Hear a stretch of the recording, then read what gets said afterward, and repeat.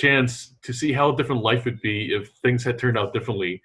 This week, we look at a holiday classic, It's a Wonderful Life, and the 1977 remake. And before we kind of dive in, of course, into the main discussion about both of these, I thought maybe we kind of talk about a little bit of, what is it that makes a holiday classic a holiday, a holiday classic? Well, I mean, it's got to have a feel-good sort of part. Really, it's got to end on some sort of high note. I mean, I think anything like this in A Christmas Carol, which I think this kind of borrows quite heavily from, has this idea of taking stock of whatever the rest of the year, and we're all indoors and sort of hiding from the snow, well, depending on where you're living, and Right. you're just sort of seeing what's happened during the year and trying to think, it's not so bad after all. I think overall it has to have a lot of like kind of tropes, if you will, for holidays. Like kind of the snow and trees and the Christmas decorations and stuff. The family getting together. It's got to at least be a significant part of like kind of the decorations / like kind of the setting and all that kind of stuff. The other thing I think other than the kind of feel good is the idea of like it's got to be some kind of conflict or something that's kind of involves like the family kind of like is wrestling with some kind of problem, stuff like that, or like kind of somehow they've got to come together, right, and rally and kind of make things happen. And I think that's like kind of whether you look at like I said, the Christmas Carol, or even like Home Alone, or kind of I don't know, like kind of it's just it's something that I think no matter what time period or what like kind of is the actual story and stuff like that, there's like certain kind of elements that kind of make up the holiday thing that involve like all these different things. I think in the other case that it has to have some kind of along with the feel goods, got to have some kind of humor to it that like really just is like its signature thing and stuff. Like it doesn't have to be like kind of a front to end laugh riot and stuff, like in the case of a movie like Home Alone or Scrooge Thief and stuff, which we'll probably be talking about sometime in the future. But there's still got to be different elements of that, and and then I guess let's dive into kind of It's a Wonderful Life, which I think we see a lot of this, and then some stuff. First off, like kind of what to use like kind of the differences between this and the '77 remake. Well, I mean, for me, the obviously the '77 is very much it's made for TV movie, and so it doesn't. A lot of from a visual perspective, a lot of the shots don't feel as well crafted or as well thought about as the Frank Capra version. There's a lot of very sort of interesting close-ups of Jimmy Stewart's face and other characters that are very sort of that really add drama to the scene, whereas they're a bit sort of mishmashy in the '77 version. There's it's a bit more descriptive in the dialogue in that you've got, whereas the first one, one of the things I noticed was that Potter's manipulation of George and I guess the rest of, mostly the George and the building loans, was that it's not that overt that he called in the bank examination, and whereas in the '77 version you've got sort of Orson Welles stroking his beard going, let's see what a surprise bank examination on Christmas Eve is like. So he's a bit more of a sort of kind of pantomime villain in a way, the Orson Welles '77 version, and all of it. And you feel like it's more sort of problems of circumstance that happen to them rather than one man's evil manipulations, which is kind of how it's viewed in that. The other, obviously the main difference for me, the one which really just completely, almost single-handedly ruined the movie for me, was Clara Oddbody. So we're back to the school of terrible English accents, and I mean, she really is just painful in this. She's got this horrible sort of twee Dickensian sort of I mean, it's just, I can't even recreate. It's just so bad. And she's there narrating over, rather than just showing you, they're describing it. And not only that, they're describing it with this terrible, terrible English accent, and this poor woman being put through this. I mean, literally, I felt like I was George Bailey with his bad ear being hit by Mr. Gower every time I heard her voice, because it was so offensive. And when she got kicked out of Nick's bar, that was actually like a highlight for me. I really felt Nick had done the right thing there by kicking her out into the snow, because she was such an offensive character. So yeah, basically, she completely ruined that movie for me. Yeah, I think what's interesting is, here you have a color version and stuff, or shot in color, and then I find that like the characters from the original were more colorful, in the sense of where they, there's a lot more dynamics to them. They were more interesting to watch and stuff.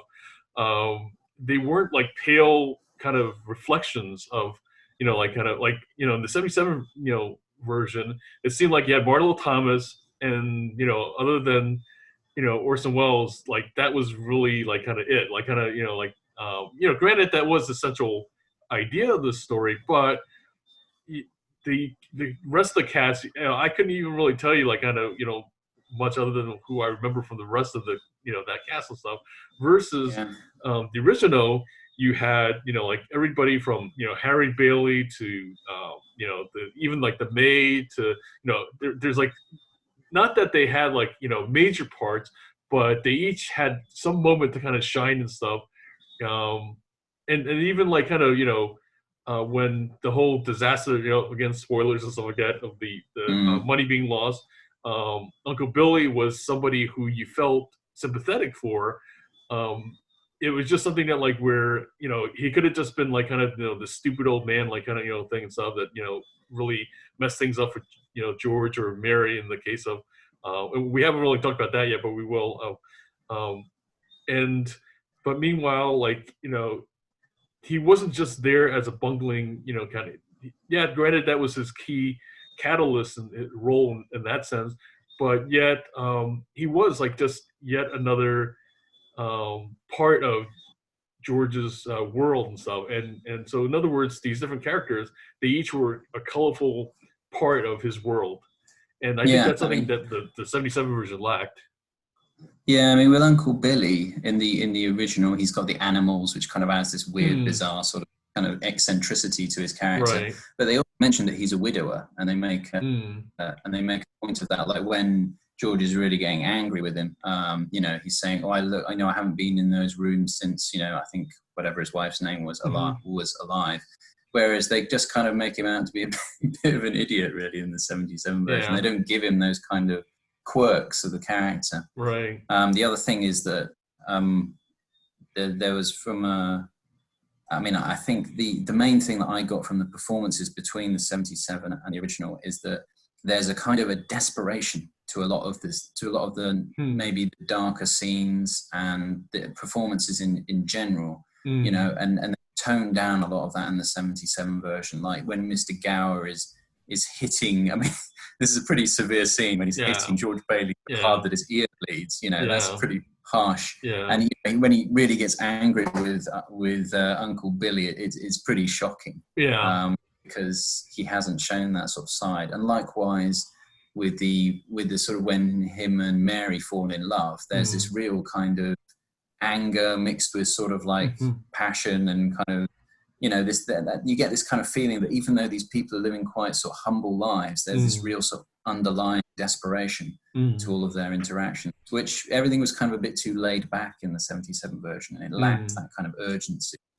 Yeah, it's striking also how like here's a question. So why did they make instead of George Bailey, it's now Mary Bailey and stuff? I mean, is it because it's the 70s and they want to kind of show like women an updated, kind of a modern day version by showing from the perspective of a woman stuff? But meanwhile, here's what's weird, right? Like they did that if they did want to make it more modern and updated, but then they still went back to the time period though of the 30s or 40s though still. So So in other words, I don't know. It was a weird kind of a weird choice to me. I didn't really understand what they were driving at. You know, like what was the point of making that kind of switch and stuff. Yeah, well, I think it was partly, they wanted to have a woman as the protagonist, which was fine. And in a way, some of the things that sort of happened to the protagonist, in this case Mary's character, or from the original, actually kind of suit a female character anyway, i.e. that he didn't go to war and he's got to sort of stay behind and be the responsible one, which probably would have maybe been the role that, say, an elder sister might have taken. But yeah, aside from that, I think it's just like, oh, we got to change something, right? Because it's such an iconic movie, we've got to do something a little bit different. So yeah, and just introduce like a horrendous, terrible angel. I mean, I think it's strange that like on the one hand they credit the book and stuff that everything's based on, but they don't credit the original movie. So that was another kind of weird kind of thing, and I feel like they almost did the thing of switching to Mary Bailey to get around that or something. Like kind of because even though like a lot of the shots were pretty much based on the movie, not based on the book, like kind of because the book, I guess there's some other kind of more subtle differences and stuff like that, but they kind of took the shots though from the original movie, like for example, I want to say like kind of the fall in the water with Harry and stuff. I think that's a movie element, and I don't believe it's in the original book and stuff. I seem to remember somewhere coming across that idea and stuff. So on the one hand, they're copying from the movie, but the other, they're not crediting it though. So I mean, I could definitely see why, like the Capra, family, I guess, like basically accused them of plagiarism, because that's really what they did and stuff. So yeah, absolutely, yeah. Taking an iconic movie and replacing the protagonist with a female. What does that remind you of? Christmas time coming up. Yeah. So yeah, I mean, all in all, for me, the 77 version definitely the weaker of the two. I mean, it's just not as engaging, and it's obviously going to be a bit difficult to remake something so iconic. And I think you've got to change various things. I think you just deflect some criticism by doing that, making it a TV movie, and yeah. And I think it's funny, the story of how It's a Wonderful Life became so iconic, because it really in the box office didn't do that well. Like it really was in the shadow of the other movie. I forget the name of it. Times of Our Lives, I think it is, or something. It's like a World War II movie. And so even though it had the same kind of idea of coming back from war and stuff with Harry Bailey, but this was definitely much more of a holiday movie. And yet it just didn't really strike a chord. And it was only when, I guess, the copyright of the film, lapsed and stuff, that TV stations caught on to it and they started showing it, a ton. Like I remember like certain holidays where just about every channel had it, and you saw it like, kind of different times throughout the day. They were just basically working it like kind of, because they could, like kind of, like, because it wasn't costing them anything and stuff. And then people started loving it, kind of. And I would say though, I mean, this was the first time I actually sat down and watched it properly, because it's kind of been on so many times at Christmas. Right. You kind of to come into it halfway or right at the beginning. Yes. You kind of see it as a kind of like a cheesy Christmas movie, but actually when you watch it properly, you realize just how dark it is, really. I mean, it's certainly not A Wonderful Life, it's like really dark, horrific movie. I mean, about, giving up on your dreams and trying to help people at every turn, and getting sort of either not really betrayed, but just your life just turning into. Well, that's a great point. When you look at one of the basic things that happens throughout the story and stuff, is that at each turn, when George is doing something for good, he's being, there's no good deed that goes unpunished. When he saves his brother, he loses his hearing. Then later on, like kind of, where he saves the bank, but then he of course ends up like kind of, needing to kind of give up his dreams and stuff like that. And then of course, like further down the road, of course, is the main, kind of why all this happens, stuff like that, is that like his brother's coming home from, war, and he's kind of wanting to celebrate stuff. And then what happens is like, the bank, kind of loses the money. And so, and I mean, it's almost like, even though that like there's this kind of rescue from all the friends and stuff, and then this like kind of this feel good ending and everything, but he still hasn't like kind of lived out his dreams. He's still like kind of stuck there. He's still living in the drafty house and stuff. It's kind of just, it is kind of a funny thing of where that like that this idea of no good deed goes unpunished, and it's like kind of, I don't know, like what do you suppose is like kind of the reason for that? Like why like kind of why is this kind of darkness, even though that like we had this holiday movie, but yet there's all these kind of dark things that are happening and stuff.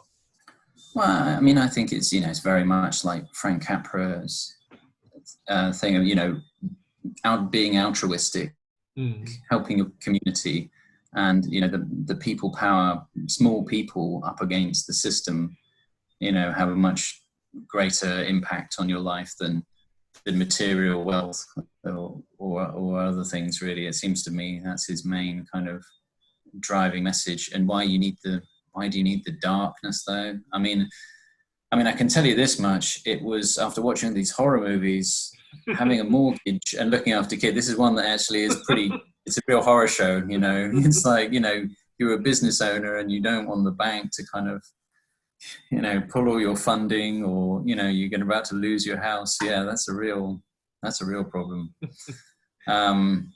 So yeah, I mean, I think it's a very effective tool at making you at one side sort of feel sorry for him and really admire the character for being so altruistic. I mean, I think he's kind of calling to our better nature, really, as human beings, really, to sort of look out for each other.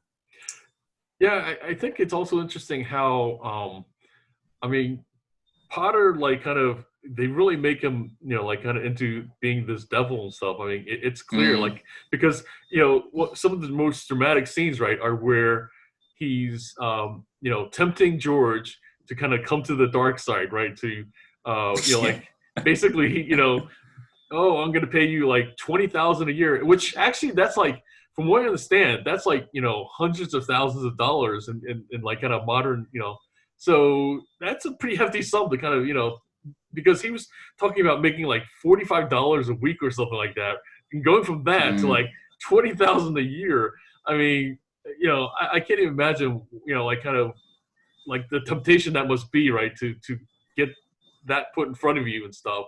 And again, you're living in this drafty house and you're kind of just scraping by with like kind of this family and stuff like that.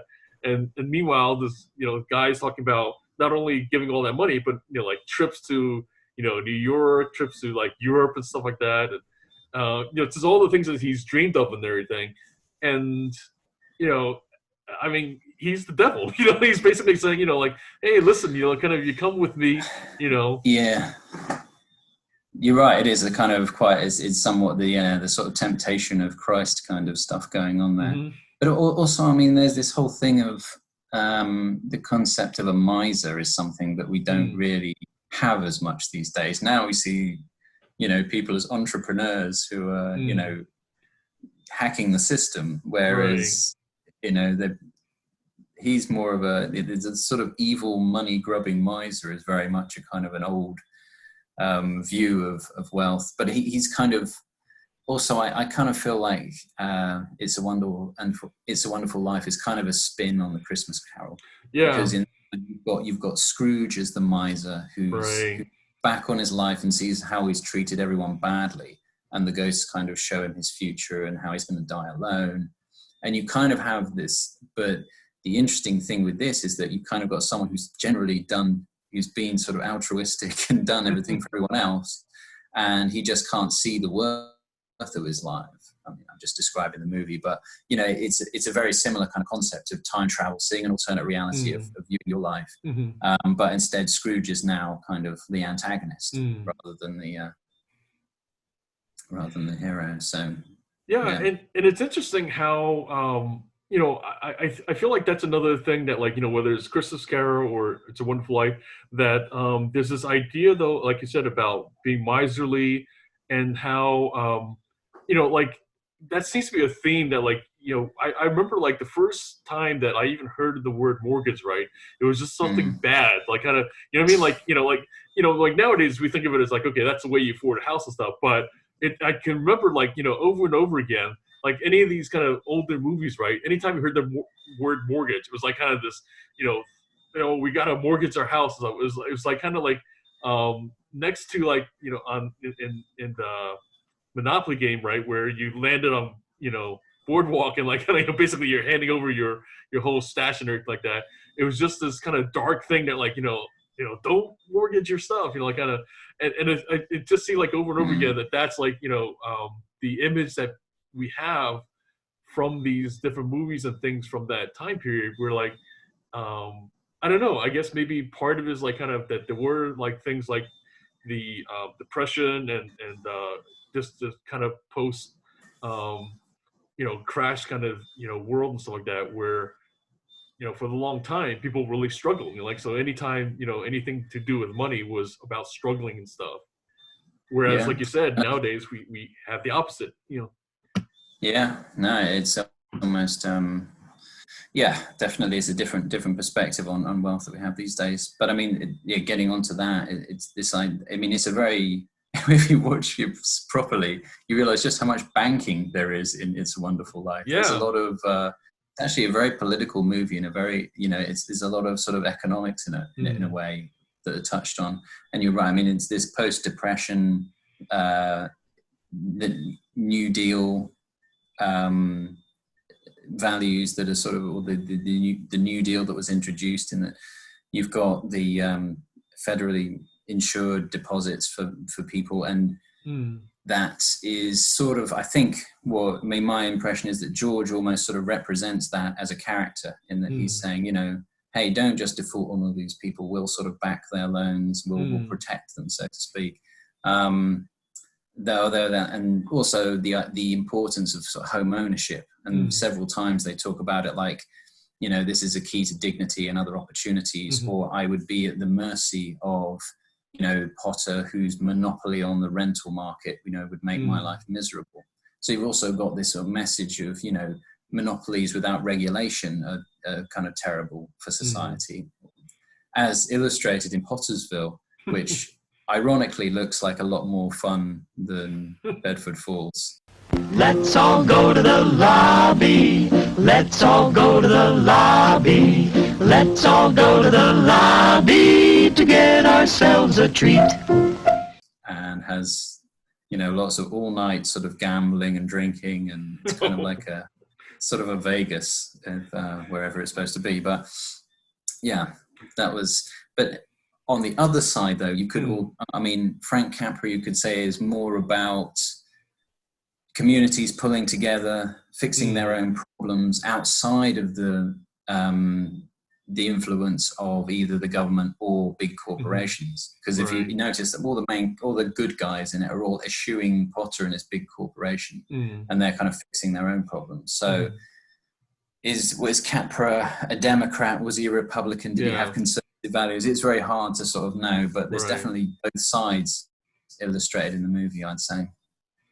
Yeah, I mean, it is like that thing where if you didn't know any better, there was like a lot of like kind of promoting, like kind of savings and loan, right? Like, which is kind of ironic in the sense of like, nowadays when we hear savings and loan, we think of like kind of, these bad, like loans that were given out in the this century, I guess, and stuff, and how it just led to scandal and all that kind of stuff. And meanwhile, other than the runs on the bank and stuff, it was like kind of the bedrock of these communities was like kind of their local savings loan. People, like you said, the community pulling their money together and helping each other and stuff.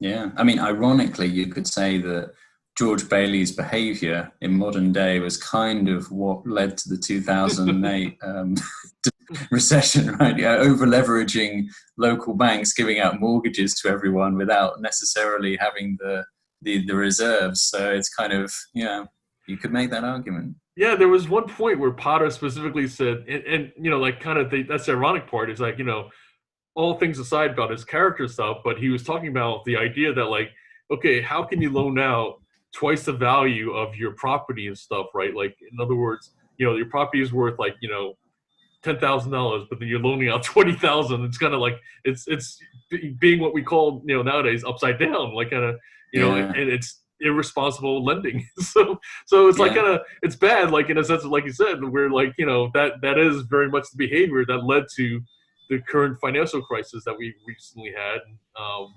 And so it's kind of like, I don't know, like rationally, like, you know, holiday theme aside, something like that. I mean, you know, let's face it. You know, I mean, Potter has a point. You look at and absolutely. You really can't argue. No, and I mean, it's you wonder what you tell your kids when you're watching it now with this. Right. If they ask questions like Bailey, don't give up all of your dreams to over leverage your bank and ruin the economy. But yeah, I mean, the other theme, of course, is inequality. Is I think you know, the huge sort of theme of the movie as well. I mean, you've got sort of this idea of Potter's shadow sort of always over the people who are struggling. And I mean, there's one line that really kind of stuck with me, which was where George accuses Potter of treating the people of the town like cattle. Yeah. And he's sort of making this point, like, you know, the rich farm the poor, more or less. Yeah. So, in sort of, and you think about financial tools like payday loans and, you know, high interest rates on sort of credit cards that are almost verging on fraudulent. And you think these are kind of ways in which institutions are, you know, doing a similar sort of exploitation. Yeah, they even call them predatory loans, right? Where basically, you know, it's them preying on, you know, like kind of the sheep, if you will, and stuff like that. And yeah, it's one of those things that like hasn't really changed, and it's in some ways only gotten worse because of you know, like what we're starting to see, like kind of, you know, just not to get too much into economics and everything, but we've seen like a gutting of the middle class nowadays. And so like, you know, that expression about rich getting richer and poor getting poorer, it's even more true nowadays because of, you know, kind of how on the one hand, technology has really helped us to leverage things and leverage, you know, do things that like, you know, we couldn't do before, but there's like much bigger gap than where you either have like highly skilled, you know, professionals or, you know, a lot of like, you know, much lower skilled, lower paying, you know, jobs is like kind of that's the only, and then meanwhile, the things that used to be in between is now being handled by, you know, big data, by, you know, information systems. So, so I, you know, it's one of the things we talk about different times is like, you know, what would be interesting for a remake and stuff. It would be interesting to kind of get into that aspect of how, you know, like kind of, you know, what would George be dealing with nowadays, right, and stuff. And yeah, I mean, that's the irony is that, you know, he's talking to Harry about how his, you know, his new wife's father owns a factory in where it was, and it's just like, well, yeah, they would be screwed these days. You know, Potter would be doing great, you know, with everyone drinking and gambling.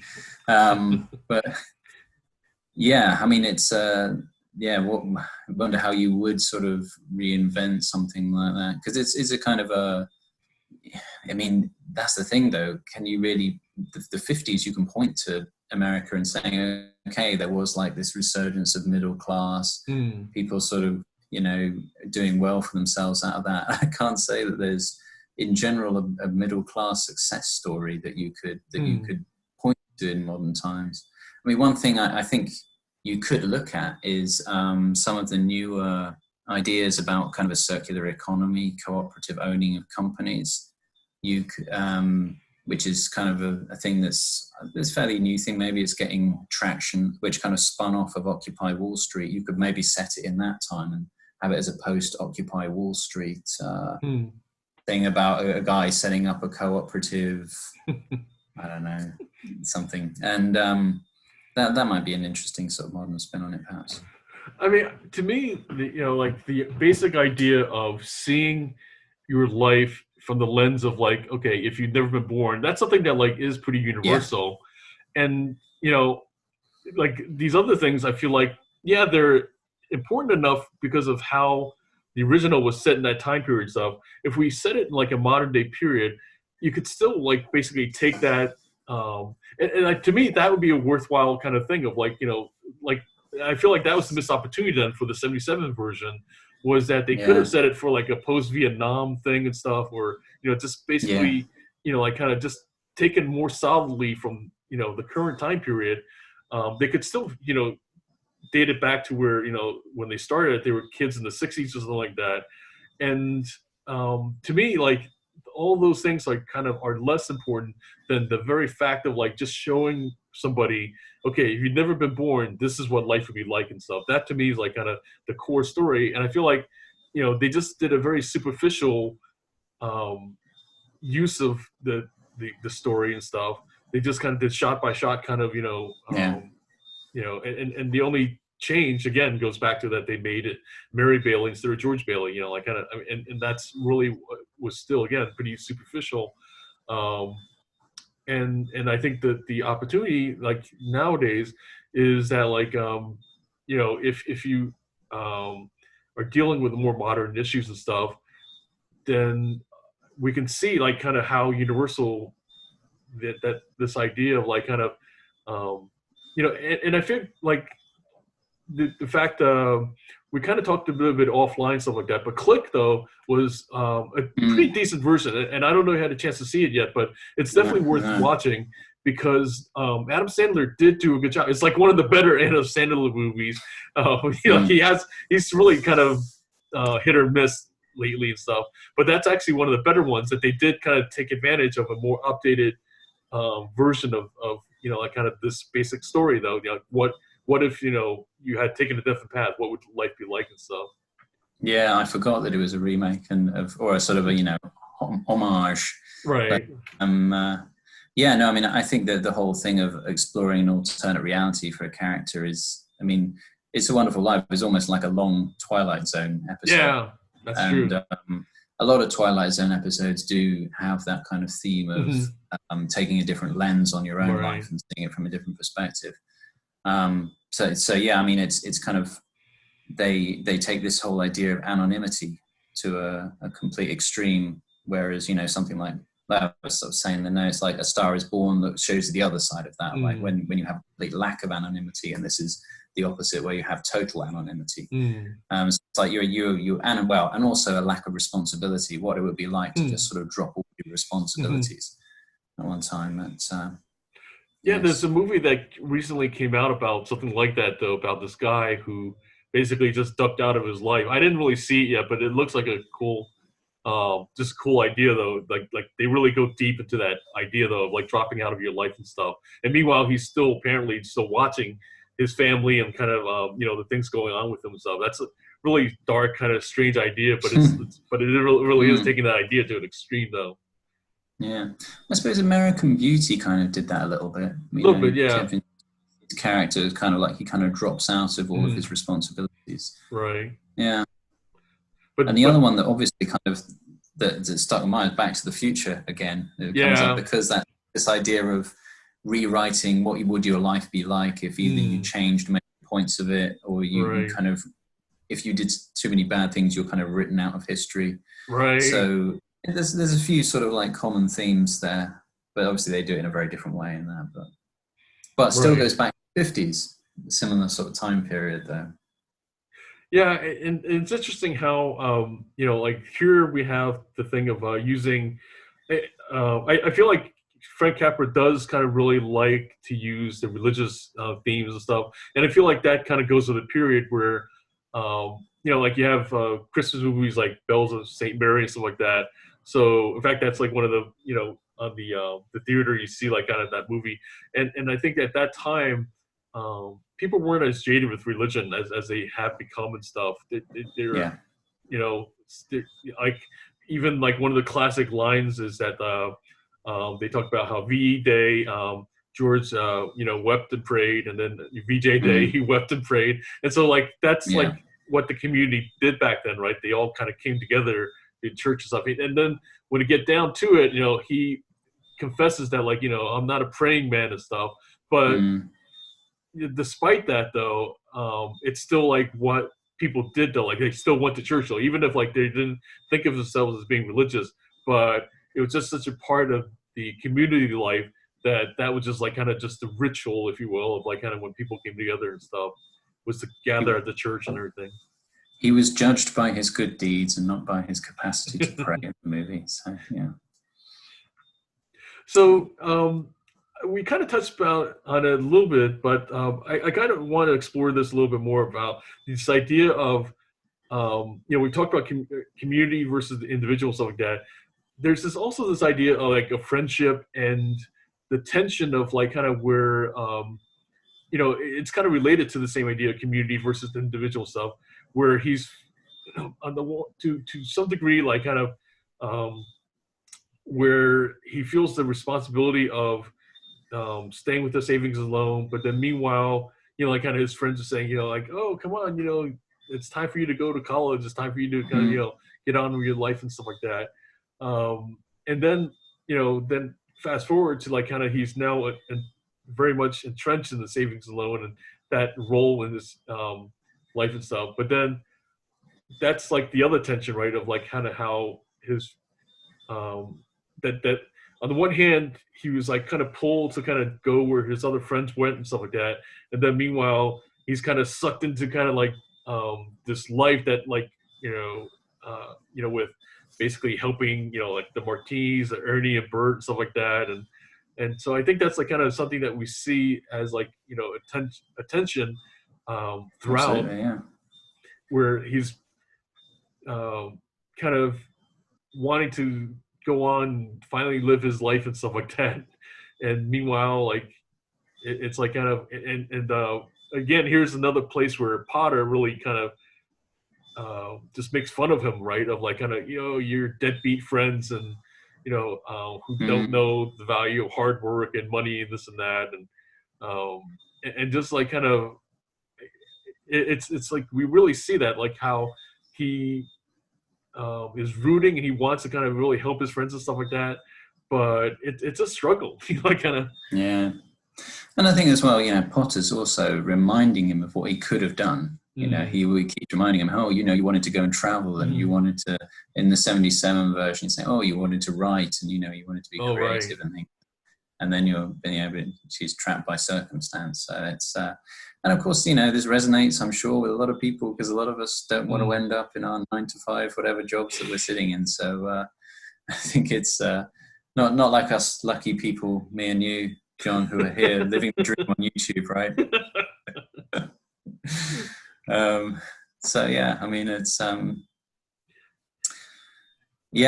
think it's it's just how life works out for most people. I think it's and that does seem to be like a common tension that like I feel like maybe that's partially why it's used so often in holiday movies, is because around the holidays, right, that you see your family and there's the discussions about how the year went and everything like that.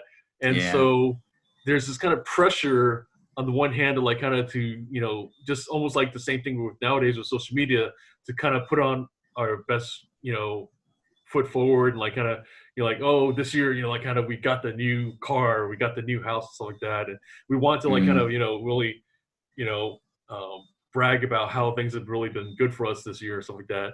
But meanwhile, like kind of, it's like everybody else is kind of doing that. And it's like this kind of tension of like kind of wanting to meet expectations of your friends and family, stuff like that. And meanwhile, like kind of, you also have your own expectations and, like kind of desire to kind of, I mean, some people just have the attitude, like, they just don't even want to deal with it, right? Of like kind of, they just avoid like kind of the family thing and stuff like that. Around the holidays, or they kind of do the minimal, like kind of, what can they get away with and everything. And I feel like that's one of the tensions that kind of is something that we all resonate with, where we kind of like really, we see that a lot, like kind of, and I feel like that's partially why this comes up for these holiday movies. Yeah, absolutely. I think it's a good point. Yeah, I think it's one of those things where, you know, if you've been following the Christmas societal script and, you know, you've been doing right by other people, then yes, you have, like George, you've got reason to celebrate on Christmas because you've done, you know, what's supposed to be the right thing to do. Yeah, like one of the, you know, like before the meeting with Potter and stuff, right, was Sam Wainwright, his buddy, you know, like kind of, you know, now he's really successful and stuff like that. He's made all this money. He blows into town and say, hey, come on, let's just all go to Florida. And George, of course, is like kind of, you know, would love to and everything, but he's like, you know, oh, I can't and everything. And so we see that frustration, you know, that he has of like kind of, you know, his friend from childhood, you know, having all the success that he wanted to have, like kind of doing these great things. And meanwhile, like kind of, you know, the next scene, right, he's sitting with Potter and like just being tempted by the devil. But it does make you wonder, though, wouldn't you just hire someone other than your Uncle Billy who misplaces $8,000 and things like this? I mean, I was really kind of, Uncle Billy's one of those characters that you just want to kind of like reach into the screen and just hit, you know. I mean, I thought he was bad until Clara came along, and then I really wanted to like sort of hit someone. But I mean, you know, just hire another person at the bank who can just keep an eye on Uncle Billy and go to Florida. You know, I think it's his relentless kind of sacrifice is kind of very. And somebody who's absent-minded like that, like, you know, you would entrust them to deposit $8,000. Like, I mean, that's a lot of money even back then, right? So, you know, yeah, I mean, like he's got a pet raven, you know. I mean, it's just don't do it. I mean, you know, there were the two other, you know, like kind of folks there. I forget the names and stuff like that, but you know, the one guy and the one gal and stuff like that. Wouldn't you give the money to either of them and stuff? Like anyone? Yeah. I mean, they looked quite worried most of the time, which is pretty understandable if they'd been working for Uncle Billy most of their lives. So, yeah, Jesus. Yeah, and I mean that's pretty interesting. The whole idea that he bails out the bank with his own money. Yeah. And that just makes me think of sort of like, you know, too big to fail and banks that get bailed out by the state and things instead. But yeah, I'll get back into it again. But yeah. And one other thing I think that kind of is interesting, how you know, the time period and stuff that like we see, you know, like kind of the post-depression, you know, just hints of like kind of the just even like kind of the prohibition and stuff like that, right? Where there's talk about alcohol and everything, you know, like, oh, why do kids have to drink and stuff? And then we get into World War II and like kind of, you know, like that's the finale, if you will, and like kind of the post-World War II. So it's interesting how like that's like kind of the main period that this is all set around and stuff. And I, you know, like I think, you know, certainly with the original, that's what sets up, you know, kind of Harry, you know, being this war hero and stuff like that. And then they just kind of reflected that with the 77 version and everything. I don't know, like. But one thing I can tell you that's obviously changed is Harry supposed to have graduated from high school when that party, right? So he's what, 18? Right. And so he says, hey, I'm going to go out and we're going to have a few drinks. And the dad says, hey, not too much of that gin. Right. It's kind of like, just imagine, I mean, in England, 18-year-old getting smashed on gin, it's probably not that. But I mean, you know, now with the drinking age being raised to 8, you know, changed to 21 and things, it's a little different now. Yeah, I mean, it's I guess that's the thing that like is also part of that time period and stuff, is like where just very different attitudes about drinking. So like, let's face it, George got, you know, like that's a DUI, right? Like, you know, I mean, he's past the legal limit, and he ran his car into, you know, he could have killed somebody and everything. And that's something that like, you know, nowadays we were like, you know, like it's more than a, you know, like a little bit of a no. That's like a absolute, you know, like a no and stuff. That's a hard no and stuff. And that time period though, like that's just, you know, a little bit like, you know, like kind of.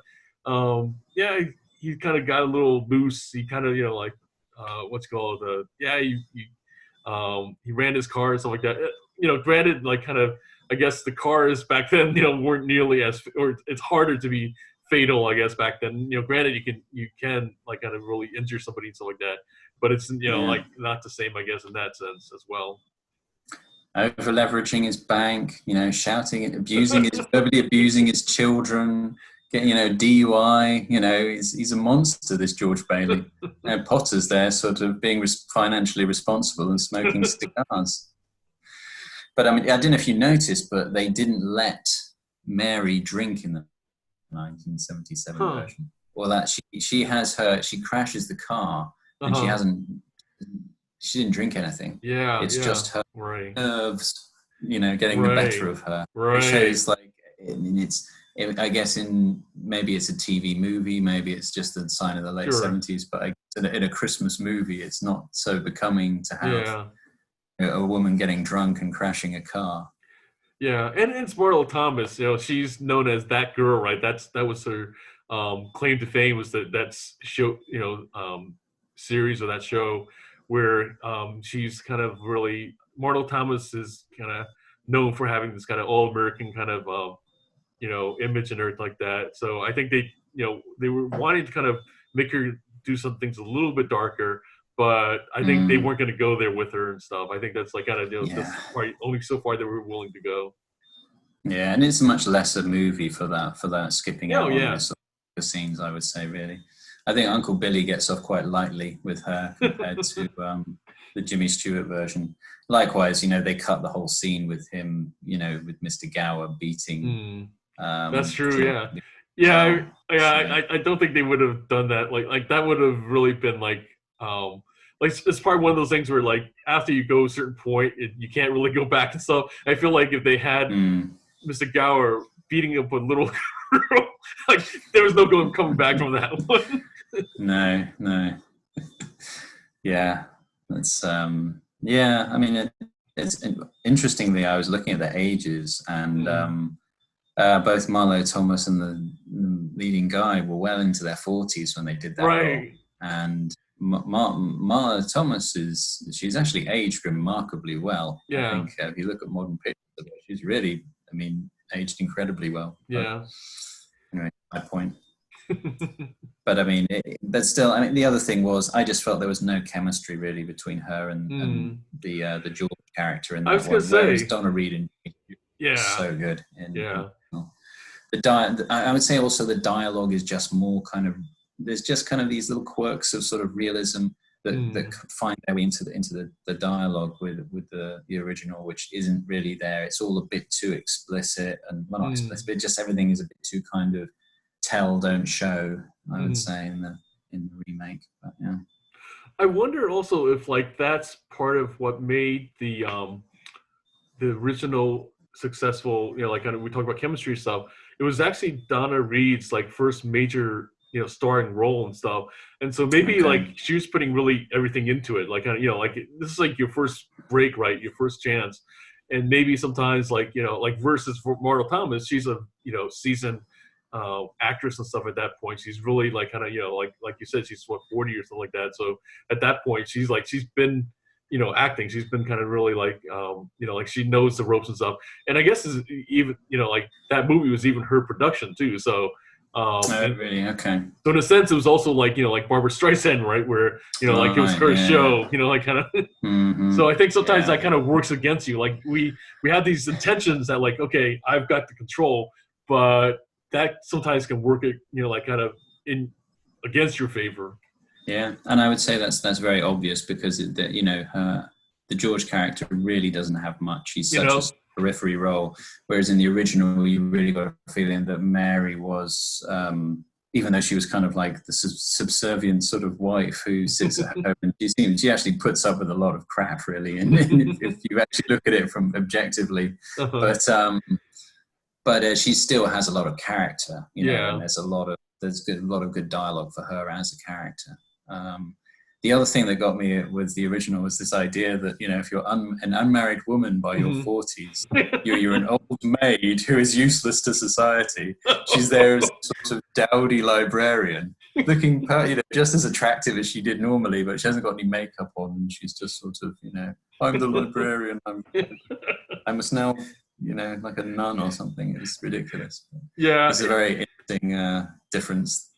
Right. I mean, that's very much again showing kind of that time period, right, where your value as a woman different times is like the loving wife and everything like that versus like there's no discussion about careers or anything like that, or No. it's just she's looking great for having 4 kids though, to be fair, in that movie. She only had right. she had 3 in the remake, so yeah. So any other thoughts though about this idea of like kind of alternate history and like kind of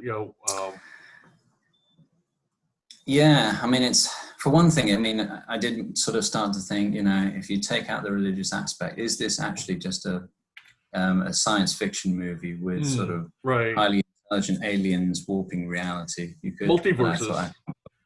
Multiverses, there we go. It's I thought I couldn't really be bothered to try and argue that point though, but because it's quite clearly, obviously, a religious movie. But and I think the it's a really sort of interesting. It's just generally this idea that you can completely remove yourself at one point in history, see your life from a different angle and things like this. They're all really, really interesting concepts, explored in lots and lots of different ways and lots of different movies, in all honesty. But rarely are they so sort of emotional as It's a Wonderful Life. You really do, you really do feel the real sort of sorrow that he, that all of his, a mixture of either like he's missed out on all his opportunities or he's sort of missing out on his now community. It's a real heavy movie in that respect. Yeah, I mean that's an interesting point though, of like where the alternative, of course, we see the alternative universe and stuff of like all the things that didn't happen because he didn't exist and stuff, and yet like kind of the reality of like kind of what he kind of goes back to. We kind of talked a little bit about this, about how like a lot of the problems are still there and he's coming back to it stuff. And it was like, but it was like kind of that decision though, that like, okay, I may be going to jail or maybe all these things may happen or something like that, but it's still better than all the things that like would have happened if I didn't exist and stuff like that. So and I think that's like kind of an interesting idea too, like kind of there's this classic Chinese story about the blessing or curse, right, and stuff. And I feel like that's in a way also like this reflection of all this too, where on the one hand, like kind of he's had a wonderful life, but on the other, he's had a pretty dark life too. kind of, and that's very much what we see. And I know what you mean. Yeah, it's no, it's definitely depends on how you look at it. That's the real sort of clever thing about this movie. You can really sort of look at it from lots of different angles, really, and take different things from it. But I agree, though, that like it just the way it was executed, with the care and the craftsmanship, it just kind of like there's like kind of really no comparison with the 77 version, and it's something that like it'll be hard like kind of to ever really do a remake that does the original justice and stuff. Well, I mean, I think, I wanted to, sorry, I've been thinking about, I meant to mention this earlier, but the thing that gets me with the original is, of course, Jimmy Stewart's performance is he's pretty unhinged as George Bailey. You get to see him in a sort of angry, desperate, and in all sorts of, it's a pretty, wide-ranging performance that he gives. But it's that general sort of hints of sort of desperation and madness that actually I think led into him being in various Hitchcock movies, or Hitchcock's picking up on that one. I don't know if he'd done any Hitchcock movies by the time he'd done It's a Wonderful Life. Maybe he had, but it was quite clear that things like Vertigo are, it's almost like an extension of the darker moments of It's a Wonderful Life in a way. Yeah, definitely. And Rear Window is like one of my personal favorites. And you really see the combination of his charm and his likability with this idea that like he's kind of thrown into like kind of these situations. So it's kind of like where before you have somebody like Tom Hanks, right? Jimmy Stewart is like kind of one of those characters that is so likable that when he's put into Yeah. kind of these dark things, you really like you put yourself in his shoes because he is so likable, and I Yeah. think that's one of the keys that like if you don't have that person that you really can feel like this connection with, that like you feel the stakes and everything like that, then it doesn't work. Like, like if it's, you can have all the, most dramatic stakes in the world on that, but if you don't really genuinely like the character, if you don't genuinely care what happens to them, then the stakes are just almost meaningless and stuff like that. But because we do like him, like kind of like, even Clarence says it different times. It's like, oh, I like that face, and like kind of, yeah, we like that face, like kind of, like when he's kind of doing those expressions and stuff that, kind of that like they're a little bit dorky, but they're so likable that then, when these things start happening one after another or something like that, we really just kind of go, okay, like crap, kind of, like please work out, and stuff like that. Yeah. So speaking of, there's this odd sort of freeze frame with early on in the movie where they just kind of freeze frame Jimmy Stewart's face. It's kind of it was sort of a slightly kind of fourth wall breaking thing there. It's quite bizarre. But I mean, yeah, you're right. I mean, the thing I've appreciated from watching some of these older movies is just how charismatic the stars really are compared to, a lot of actors these days. It's not necessarily how cut they are. Right. It's the charisma of some of these people is just so sort of engaging that it's even more effective when you put them through hell and then see them come out the other side. It's very different. Any other kind of last thoughts about like kind of last thoughts on It's a Wonderful Life, other than just don't live your life like George Bailey if you can go on there. Actually, no, that's not true. I think actually, I think maybe George Bailey is actually the archetype of how we can. You look at economies of growth and circular economies of sustainable things. I think if our businesses were more like George Bailey, perhaps we could sort of rein in the rampant sort of exploitation of the environment and things like this. Maybe he's the model. Maybe Frank Capra gave us the model of sustainable economies there. Who knows? But yeah, that's about the only thing I can think of. I think for me, the one challenge, as much as I love this movie and just the feel good aspects of it, the one thing I really struggle with is just this basic idea that it seems to basically pose as the real choice is, okay, you can have money and success, or you can have friends and love and stuff.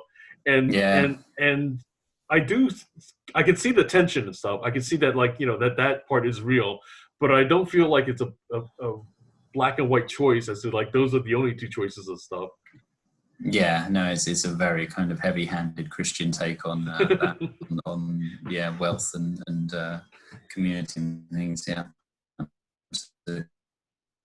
and like the flip side of that, I'm wonderful in terms of my points on this. Like the flip side, of course, sorry, is that, you were saying the flip side is being miserly and having money and stuff like that, and being like a lonely old man and everything, right? Like, in other words, that's like, in Frank Capra's world of like kind of, you either have money and success and being miserly, lonely, or poor and you have friendship and love and everything like that. Sorry, I think my internet's going a bit funny. Okay. But and I mean, now, of course, Potter would have like a great Instagram feed. He'd probably be writing a few self-help books on investment and things like this. He'd be having a great time. He'd have plenty of people to talk to. Wrong time. So, yeah. Alrighty. So I think the next up, right, is well, I think that's my connection seems to be growing rapidly. A good time to. Okay. Yeah, I think we should do. Yeah, let's go for Black Christmas next. That'll be an interesting change. It's both. It's got both the holiday theme and horror element. So. Yeah, it should be good. Yeah, I feel like we're kind of having the internet break up a little bit. So we'll wrap this up for this time. So once again, it's John Chang with Dan Redmond. Thanks for watching, and as always, be sure to like and subscribe, and we'll see you next time.